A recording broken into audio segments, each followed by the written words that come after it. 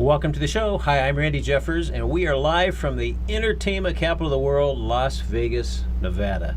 Well, we have a really special guest. We have with us Ron Lusk, who is the CEO of a couple of amazing companies up in Bend, Oregon, right? Tell us about those companies. Well, we have Prism, which is a management company. We have Green 360, which sells CBD on the market. And then we have Bend Solutions Group, which helps companies sell CBD on the market. All right, and you also are part of a foundation called TrueCBD.org. TrueCBD.org, and that's exciting to me. Yeah, absolutely. We want to talk a little bit about that. And True is spelled TRU, so it's TRUCBD.org. Now, CBDs are something that I think everybody is starting to know about, and of course a lot of people want to just hear about it. As a matter of fact, Scott, our engineer, just mentioned that a little bit ago, that he was wondering if CBDs would be good for his fingers. And tell us, let's just sort of start at the beginning. What does that mean? What is a CBD? CBD is a derivative of cannabis, which is non-psychoactive or psychotropic. To the layperson, it's the medicine side of the cannabis plant, but you get no high from it. So it's strictly inert in that sense. Okay, so when we talk about the cannabis plant, we actually have a marijuana plant, and then we have the hemp plant. They're sort of cousins, I guess, That's right? correct. Or sisters Yeah. or brothers or something.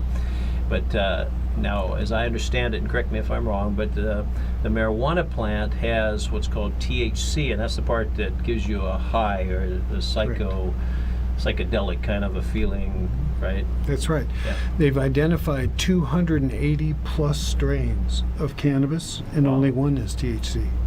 So it's a very complex plant that has incredible medicinal value. Yeah. Yeah. Now the hemp plant, which is the part that has tiny traces of THC, which really isn't going to really affect you, but it has high amounts of CBD, which is the part that really helps a lot of people medically, right? Absolutely. It came out probably 6-7 years ago, a YouTube called Weed, which Sanjay Gupta did the investigative work on. And they basically came up with seizures. Adolescent seizures was the focus of Weed. Yeah. Never before had adolescent children with multiple occurring seizures in a day been able to learn. Their capacity to learn was diminished by the drugs they were on. And they introduced CBD oil, and they called Charlotte's Web because patient 0 was Charlotte. And Charlotte's Web completely took away her adolescent seizure symptoms within 24 hours. And it revolutionized how seizures were treated for kids. And then it's expanded since then from oil to isolate to soluble CBDs, treating pain as a symptom, but not so much a pain reliever as much as an anti-inflammatory medicine, which most pain is caused from, inflammation. It's sort of the root of all diseases, inflammation, right? It is, and that's what CBD is really probably the most known for. But it actually has the ability to influence anxiety because it deals with the receptors in the brain. It causes a transference of the brain-blood barrier. It goes right through. So like so many medicines can't penetrate the brain-blood barrier, CBD does. Yeah. And that's a very important thing. So anxiety, PTSD, fibromyalgia, Sjogren's, lupus have all had incredible amount of influence from CBD. Yeah. Very interesting. You mentioned Dr. Gupta, who is a very good friend of a friend of mine. Actually, somebody that you met recently, and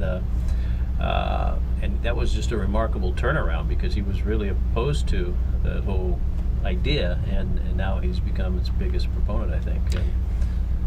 I think, where it comes from is I think a lot of Americans are looking to own more and more of their health care. Yeah. Just as we can't seem to work with this health care package in Congress, we've got hospitals not wanting to give it up. We've got doctors not wanting to give it up. We've got pharmaceutical companies not wanting to give it up, but who ends up giving it up is the American public. Yeah. And so more and more, I think people are starting to generate, what can I do to stay healthy apart from traditional medicine? And what Gupta learned, and he was a big part of Western medicine, was there are tremendous alternatives out there that have been suppressed, so to speak. Yeah. Yeah. Absolutely. You know, I have a friend that his daughter, who's an adult daughter, but she had one of those horse accidents very similar to what Christopher Reeve, the Superman guy, had. And she was having a number of seizures every single day. So they moved out here because they thought that the climate would be better, the desert climate. But it's really CBDs is what changed her life. And as I understand it, she's been seizure-free now for quite a number of months, and because of CBDs. And Right. It's amazing for seizures, right? That's one of the biggest things. It's absolutely life-changing. But I will say this, that not only is it non-addictive or in any way, in order to stay seizure-free, you've got to stay on the CBDs. You actually revert back, almost like the movie Awakenings back in the 80s. You revert back to your seizure state if you get off of really? CBDs. That's interesting. Yeah, that's what they found. Well, it's not a big thing to stay on them, right? It's easy to do. Very easy. So, if somebody's out there that's watching us right now that has a medical issue, how would they find out? How could they get CBDs, first of all? Okay. You can get CBD in a lot of places on the net. Okay. You won't have a doctor prescribe them, but you'll find it by Googling, basic CBD and stroke recovery, CBD and Parkinson's, etc. You'll find CBD. Sourcing is not hard. Not all CBD is good CBD. You've got to know what you're looking for and what you're trying to produce. But I would have people call truecbd.org. Okay. I can absolutely refer them in the right direction, not to people I have a financial interest in, but to people that can really help them. And if you have family members who suffer from other diseases, Google CBD and that disease and see what the protocol would be. And I'm happy to refer you to people who are educated in that area. Oh, very good. So truecbd.org, that's truecbd.org. So if I go to that website, what am I going to find there? You're going to find basically a foundation that's new. Okay. And the purpose of the foundation is not to give a good housekeeping stamp of approval on products, but rather to create a benchmark, a nonprofit benchmark for people to know that if they do CBD, what that CBD contains, whether it's farming practices all the way up to processing, extraction, the way it's sold, etc. They know exactly what they're getting into. And right now, because it's so popular, there's not a watchdog that's watching from a regulatory perspective. And because of that, you have CBD all over the board. People don't know what they're taking. Yeah. And so it's our feeling that people should know what they take and why they take it. Yeah. Well, I know there's a lot of changes coming in the regulation world, just because it's starting to get be such a popular thing. But what do you foresee happening in the near future? I think even though it's a Schedule I drug, and there are many opinions about why it's a Schedule I drug, it is. And so I think in the next 2 to 5 years we'll start to see the public completely embrace it, because it's a wonderful medicine and you don't have the side effects. The body has an ECS system built in, which is called an endocannabinoid system. Every doctor knows that. Within the ECS system, when you put synthetic drugs in the body goes, you're not supposed to be here. So I'm gonna flurry off side effects, or I'm gonna flurry off assimilation problems. With CBD, the body says, oh, wait a second, you're supposed to be in here. So you're not seeing overdosing, you're not seeing side effects or assimilation issues. The medicine goes in. And that's, I think, a huge proponent to having people really be able to take good stuff. Well, I know that you can go online you can go to Walmart.com or you can go to Amazon.com and purchase many different kinds of CBDs. Are there a lot of differences in the different products that are available now, or how would you know which one to take? That is the quandary. Okay. What do you know that you should be taking? It's one thing to buy a product online and say, okay, I'll take CBD. But it's deeper than that. What I would suggest is talk to, for now, a dispensary owner or worker, get some inside information on any product, Google the company, find out what they do, how they process it, what are the ingredients of the processing, and then talk to other people that use the same thing. Some doctors, medical doctors, are cannabis aware. Most are not in terms of CBD. So I'd start with a dispensary. I'd feel frank to call me. I mean, I'm happy to answer any questions. I know quite a bit. Now, when you say dispensary, are there some that are consumer friendly? I think probably a lot of people would think sort of like I'm thinking right now that if it's a dispensary, well, they're marketing marijuana, and I might not even want to walk in there. It might be a little scary. I don't know what to expect if I go into a dispensary. Right. Are there other places besides a dispensary, or would I have anything to fear by going in one? You don't have anything to fear. Personally, it's not a place I would take my kids. Okay. It's smelly. It's usually not well done. But they're made for people who are on a medical level or a recreational level that want to experience cannabis. So that's the quandary. Where do I go? And what I would say is come to places like truecbd.org. Feel free to call me. Can I give my number? Absolutely, Okay. sure. Yeah. I'm up in Bend, Oregon. My number is 541-647-7790, and I can refer you to a place near you. Great. I'd love to do that. And you probably have some doctors that you've worked with. Quite a few. Okay. Yeah. And I loved how you said. How did you say that CBD friendly, or what did you say? They're aware of. Yeah. I mean, if you ask a doctor, most doctors have less than an hour conversation or education on marijuana. Yeah. They're into doing what they do all the time, and that's where they should be. There are cannabis clinics. There are cannabis doctors listed that way, cannabis-friendly doctors. They're far and few between so far. There's and there's places like me, and it's a nonprofit, so nobody's in your pocket. Oh, very good. Yeah.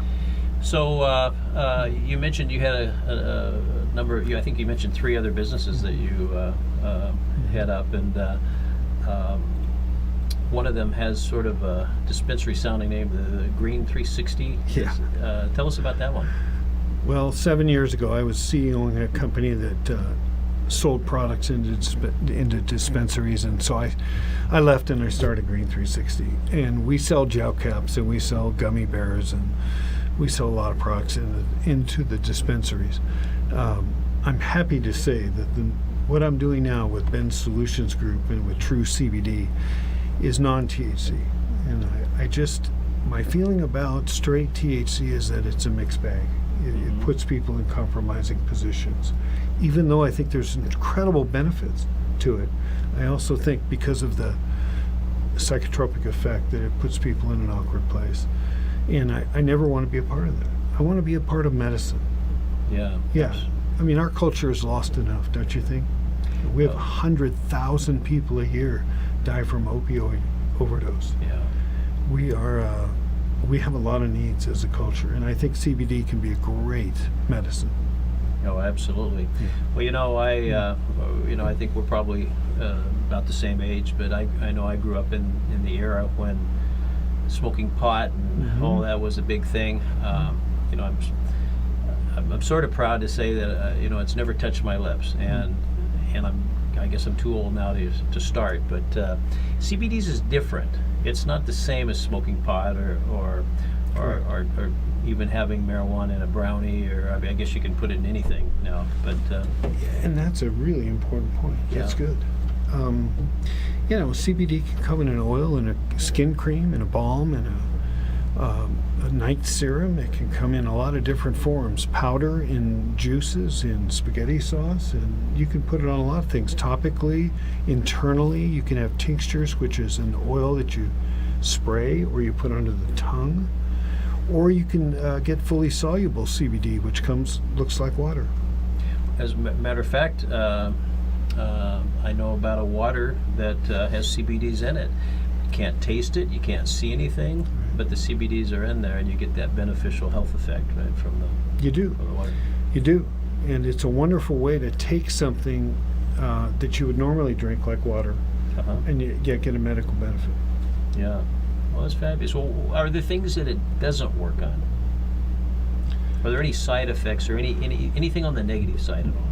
On the negative side, not that I know of.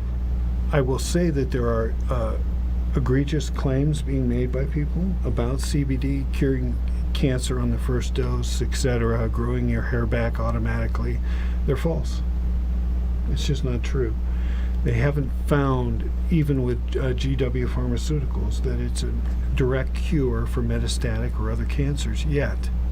I do believe that moderation is important, dosing is important, potency matters, and all that should be done with care. And then great things can happen. The body wants to heal, and CBD helps the body want to heal. That's what it does. That's fabulous. So once again, that website is TRU, T-R-U, CBD.org.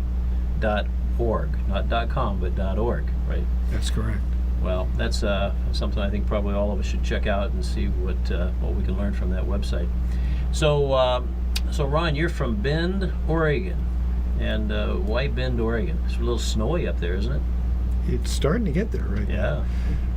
I lived in Los Angeles for many years, and I just decided when I hit 50 years old that I wanted to make a change. I had 2 kids that were young, and I wanted to keep my doors unlocked and live outdoors where the air is absolutely pure and the water is the best in the country. And I found an outdoor life and a very active life, and that matters to me. I'm now 61, and especially now that the best years and the most qualitative years are ahead of me, I want to make sure I'm doing nothing to impede that. So I love Bend.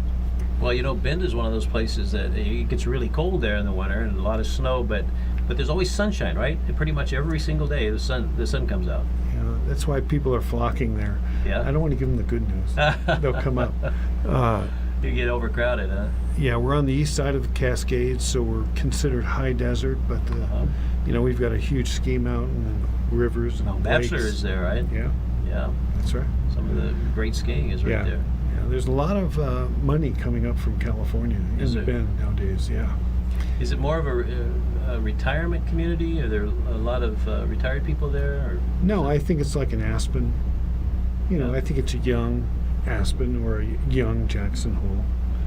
It's a beautiful ski community as well as biking. We have a pro race tour there and bicycles, and we have just a lot of stuff.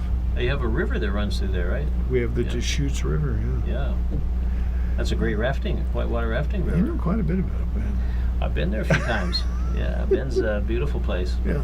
Absolutely. I love it. They're going to probably put me out in a basket from Bend. Yeah. Well, I wouldn't mind living there, except I live in Paradise, and Las Vegas is pretty tough to beat. Well, I'm having fun.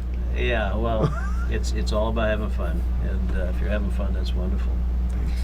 Yeah. So, well, congratulations on all your businesses. What else do you do, and what are the other 2 businesses? What do you do? In Prism, we manage assets that we purchase on behalf of companies. So, for instance, we have bought CBD farms. Oh. In terms of growth. We've bought processing. We manage that. We put asset managers in place, and then we control the growth of those businesses the way we want them to grow. And then Bend Solutions Group just basically teaches corporations how to include CBD into their current product base. For instance, if you're a fresh juice maker and you're emerging as a company, the challenges for fresh juice are shelf stable, etc. How do we keep it cold? But so they can put in a different product with CBD in that, and all of a sudden they can expand their distribution. So CBD being so popular, these companies aren't in the CBD process; they're in the fresh juice making. So we come in and we help them design and make it work. You formulate and all those things. Yeah, product development, right? Yeah. Well, we were talking on the way over here about our spiritual beliefs, and I know you're a Christian, as am I, and are there any things to consider with CBDs along that line? Any ethical concerns? I don't have ethical concerns because I know what I'm doing. Okay. I think prejudice against marijuana has created a false, and not so false, but a false judgment about CBD. I think it's absolutely amazing. I'm passionate about it. Yeah. I will say this. I've had a sarcoma in my hip, a cancer, 3 years ago, when I started really doing CBD daily. I just 3 weeks ago, so I apologize for my speech, had a stroke unrelated to CBD. In fact, my surgeon said, I'd like to introduce you to CBD as part of your recovery, because we found in stroke recovery CBD to be fantastic. And he didn't know you were in the business? He had no idea. Wow. So right now I'm living day to day in a brand new world of stroke recovery. I am passionate about CBD, or I wouldn't be in Vegas right now, because as you know, I can not walk easily. It's hard for me to walk still. But if I have a chance to carry the message that CBD is an alternative for people to use on a daily basis, it's not expensive, as you would think. I'm there to do it. It's important to me. So what kind of expense is it? What if you're going to take CBDs? First of all, how much should we take every day, and how much would that cost us? I think the daily recommended dose across the board, without looking at specific disease protocol, would be 25 milligrams. And 25 milligrams is a small enough amount that you're probably $10 a day, $5 a day. Yeah. That's a latte. Yeah. You know, if people would just go from spending a lot of money on cigarettes or lattes and throw it into CBD, they'd be so far ahead of the game. Well, you're in this business. You could probably put CBDs in lattes. Not a bad idea. Oh my goodness, am I glad I'm in Vegas. Now, if you do that, just remember referral fee. But CBDs are in a lot of things, right? You mentioned gummy bears, and I guess all kinds of food products, a lot of things, right? Yeah, and although the newness is still there with CBD, and the education upside is still there for CBD, corporate America is catching the wave. They want to do good stuff, I believe, and they want to do good stuff that sells even more. Yeah. And so as they see their marketplace grow, because people are getting better with it, they want to be a part of it. Yeah. Absolutely. Yeah. What's one of the biggest misconceptions that people have that we haven't talked about yet?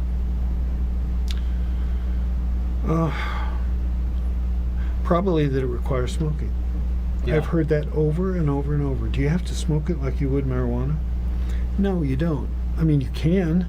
I know people that vape CBD because they don't want the carcinogens of smoking a marijuana joint.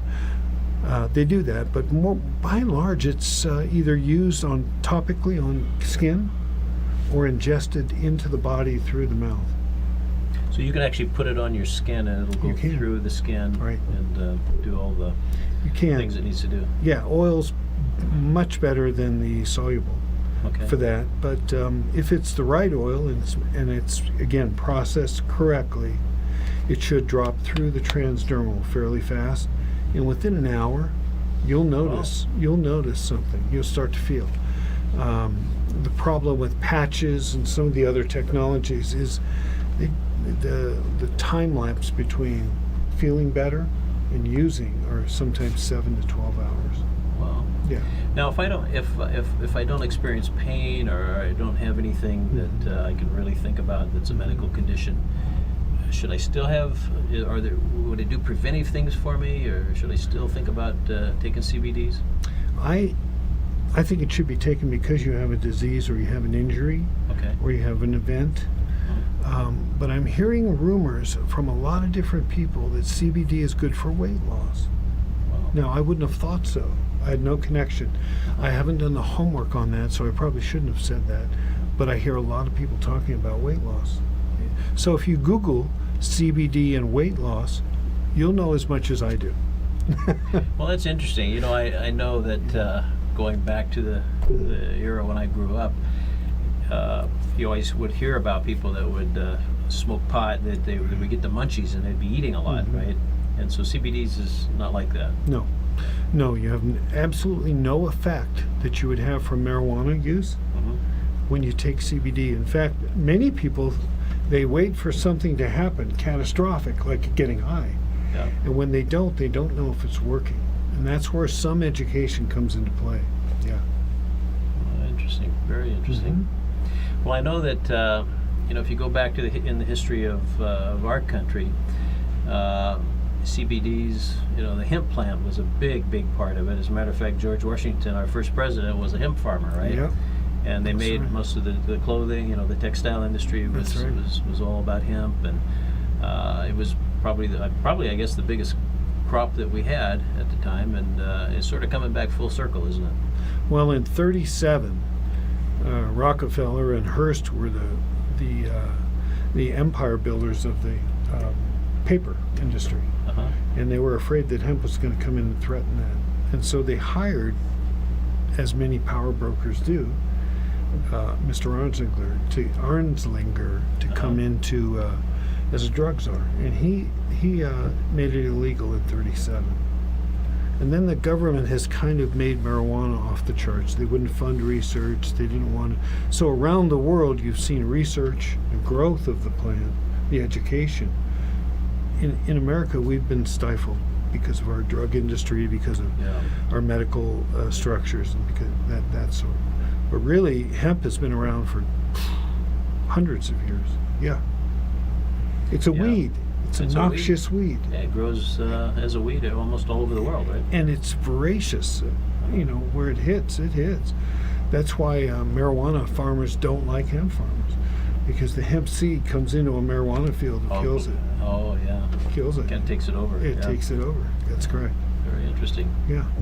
So what else don't we know about this magical plant?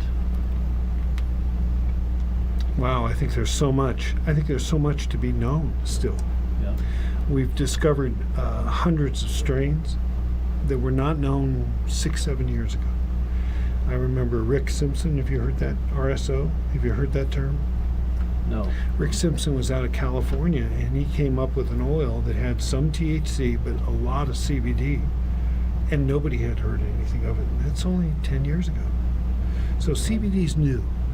And we're just now getting research from institutional research through the universities, landmark universities, that land-grant universities, that allow this plant to be really explored.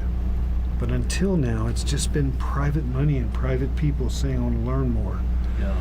So I would encourage anybody to put their thinking cap on and learn some. Learn it on your own. You don't need to be sold it. You'll sell yourself. Yeah. Yeah. I give people 3 weeks of daily dosage of CBD. They'll never not go back. They'll never go back. No. Powerful statement. Well, it's a powerful medicine. Yeah. It's a powerful medicine. Well, you know, it's just a matter of time, I would imagine, when the big pharma companies will sort of try to control that whole industry, right?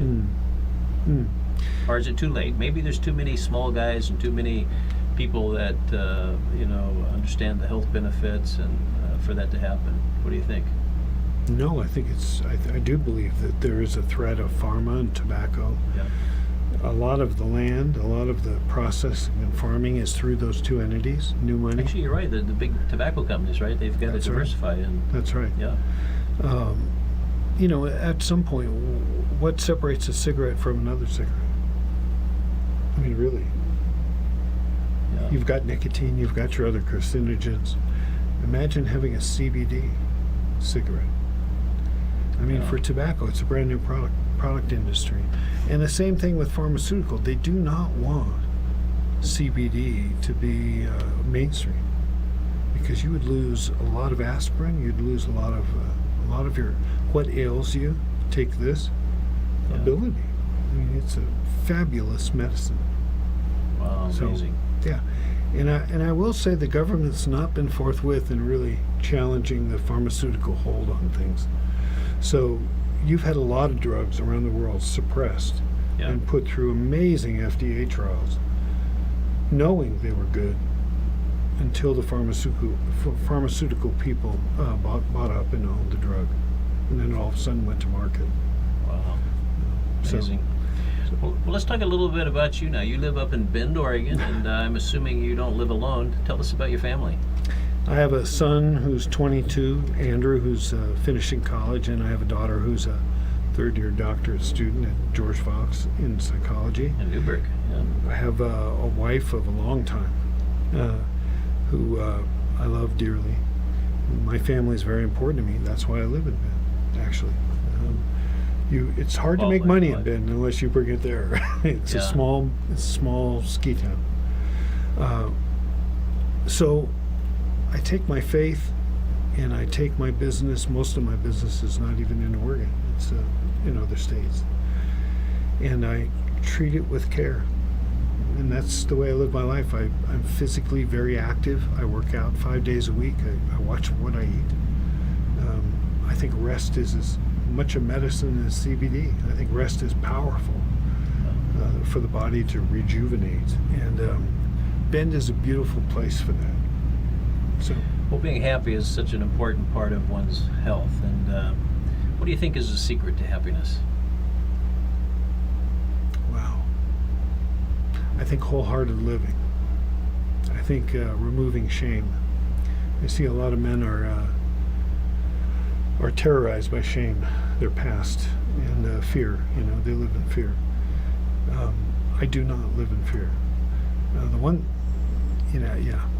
one thing I would say is I've made the distinction between religion and spirituality, and I love the path I'm on. It's the most honest for me I've been. And so I think taking all the wreckage and setting it off to the side, moving forward quick, is the key to happiness. The faster the better. The Recognizing it quickly, Yes. moving forward quickly. Yeah, you don't have to wait till 61 years old like Yeah. me. And so this wonderful wife that you have, what's her name? Wendy.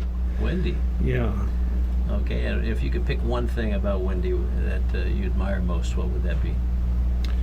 She is absolutely the rock of my life.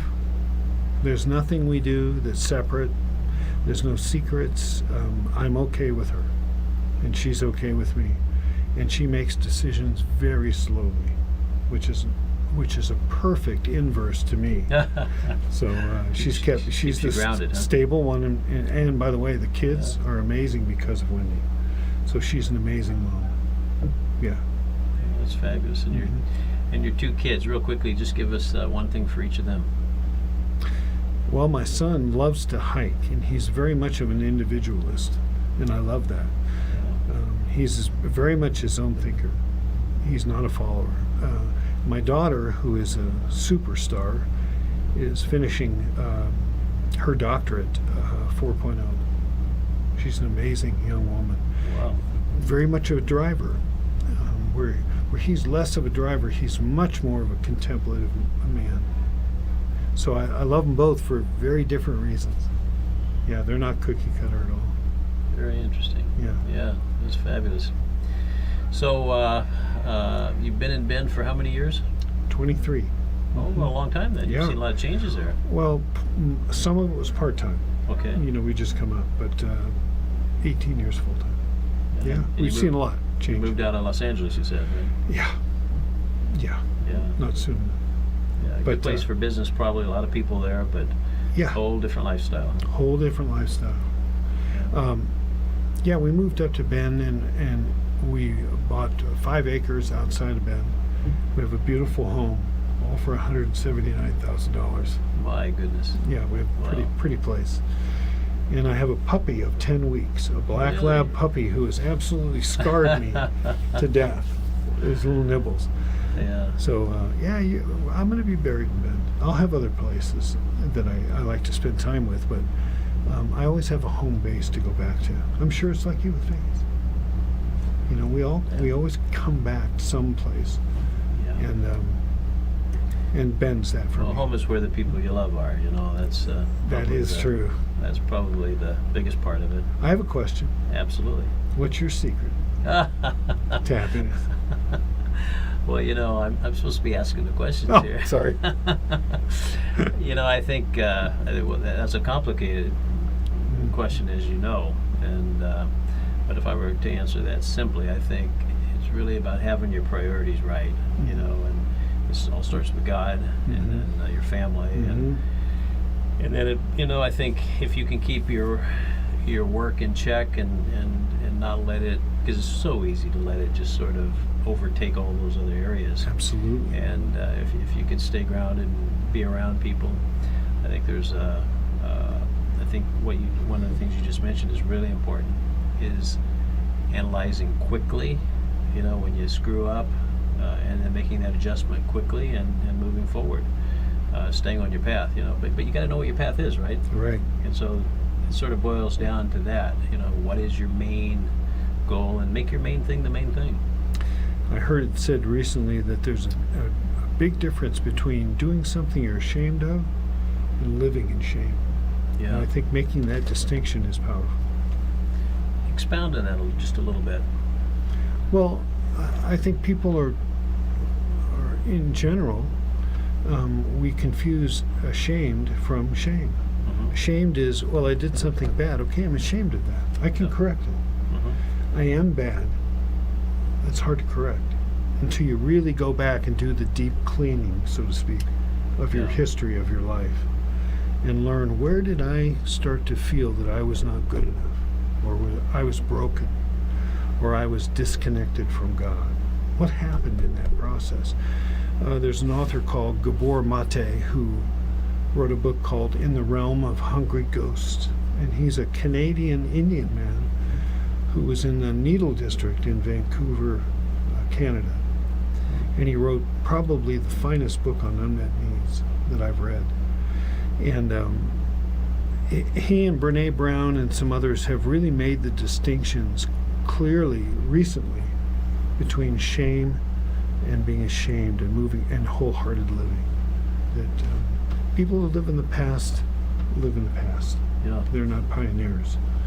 And I want to be a pioneer. I want to make a difference. I can make money. You can make money. But making a difference, that's much harder to do. So where do you see yourself? What's your life going to be like in 4, 5, 6, 7 years? I think I'm going to be healthy. I am wealthy. I think I'll be a contributing force to the culture shift from opioids and drugs that are killing people to drugs that make a difference. I think my children will have a destiny and have a future that is beyond them right now. I am putting into place some leadership stuff with my son that I'll be finishing up in probably 5 years.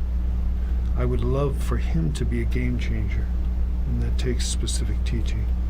So I want to have time with my family. I want to have time with my wife. I love her dearly. And in order to do that, I've got to make some money, but also I've got to be healthy and vibrant. That's what I want to be, spiritually, healthy and vibrant. Sort of like when you get on an airplane and they talk to you about the oxygen mask that comes down. You've got to put that on yourself first, right, so that you can help others. That's right. If you don't take care of yourself first. So that's right. That's a really good point, I think.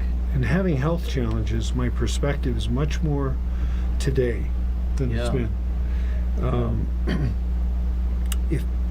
If I'm living in the past, I can't do much about that. If I'm living in the future, I'm going to get fearful because I can't control that. Right. But if I'm living in the present, I'm fully awake, fully present.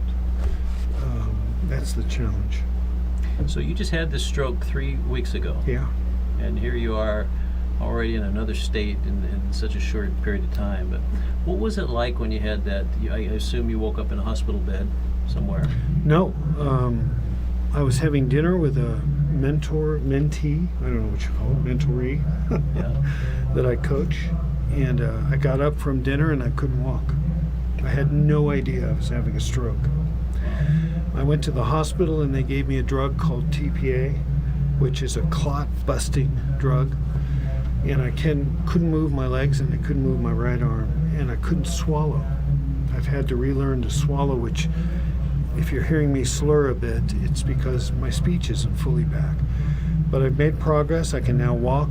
I can now move my arm.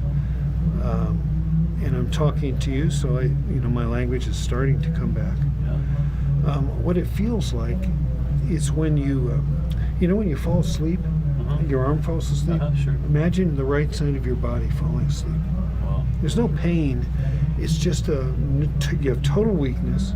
You have no ability to control, and you just feel asleep. What went through your mind? Did you think about dying, or maybe it was your time? Yeah, I was Yeah. very afraid of it. Yeah, I wasn't cavalier about it. I was afraid of it. I love my family, and I wasn't sure if I was going to make it through. It's new ground for me. Yeah. I learned that my grandfather had multiple strokes. Wow. So it's something that I have a genetic marker to that I need to be careful of. The other thing is I'd like in 5 years to be stress-free. And that's important to me. That's important to your health for sure. Yeah. What did you make any major decisions, any changes that you were going to make in your life after the stroke?